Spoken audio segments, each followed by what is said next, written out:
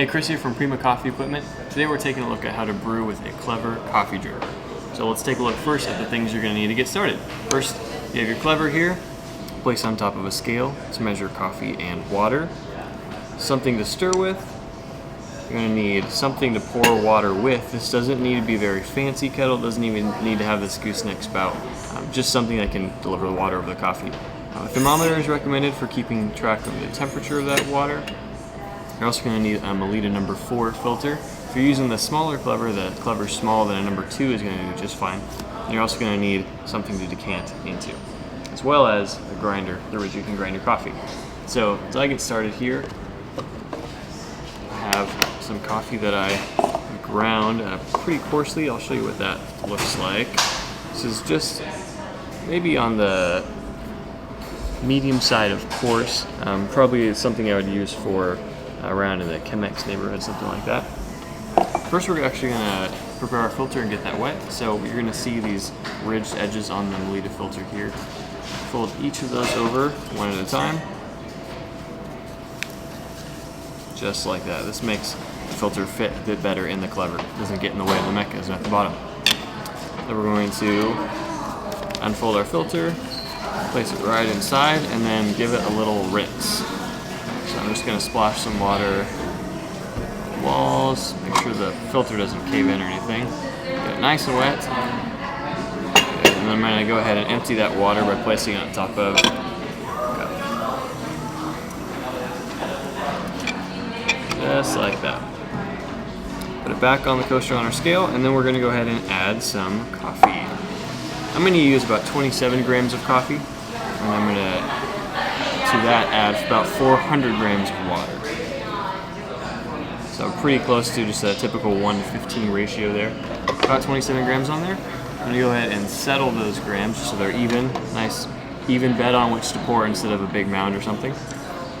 Tear out the scale, and right as I start a timer, I'm going to go ahead and start pouring my water. My water is heated just below 200 degrees right now. It's a pretty well-developed coffee, so I'm going to shoot for a slightly lower temperature. Start pouring that right as I start my timer. I'm just going to get enough to get all the coffee wet right now. So I put about 50 grams or so on there to get it all wet. With my paddle here, I'm going to go ahead and mix around just enough to make sure everything is wet. I don't want to agitate too much, but I do want to make sure that all the grounds are wetted thoroughly for this pre-infusion stage. Next, I can go ahead and rinse off the paddle and then continue pouring. I usually just stop that pre-infusion stage once all of the coffee has stopped bubbling. That whole stage is for the purpose of releasing some gas that's built up during roasting. And once you can see that gas has stopped being released, stops bubbling, then I'm going to go ahead and just stop pouring. So I'm now just going to pour in no real particular pattern, but just one that gets all the coffee wet up until I reach my target of about 400 grams of water. Almost there. Right about 400 there. At this point, I'm going to add the lid. The lid is a great part of the clever as it actually keeps all of the heat inside of here. So all the water that I've carefully heated is going to stay as hot as possible because we have this lid of insulation here. So at this point, I'm just about a minute into our brew time. We're going to go ahead and let that sit until the remainder. Usually I would shoot for about 3 minutes, 15 seconds to maybe 4 minutes, maybe a little bit higher. It does depend on a few things, so it depends on the temperature you decide to use, the coffee that you're using, the grind setting, all of that. For the particular configuration I'm using, shoot for about 3.5 minutes, maybe a little higher, including the drawdown. So after I get to that point, I would go ahead and lift the clever. I'll go ahead and set that right on top of a server that I'm using.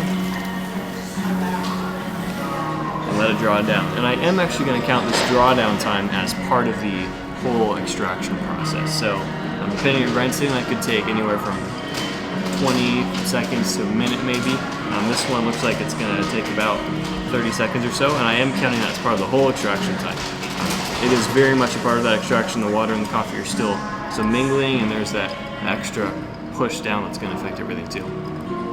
So it's just starting to fizzle out there.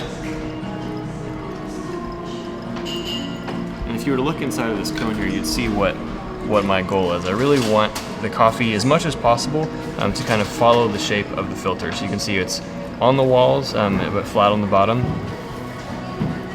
Means it's potentially extracted quite evenly. So that's pretty much all there is to it. Clever is extremely easy to use, so if you have just a few of these things, really just hot water, coffee, the grinder, and the Clever, you're good to go.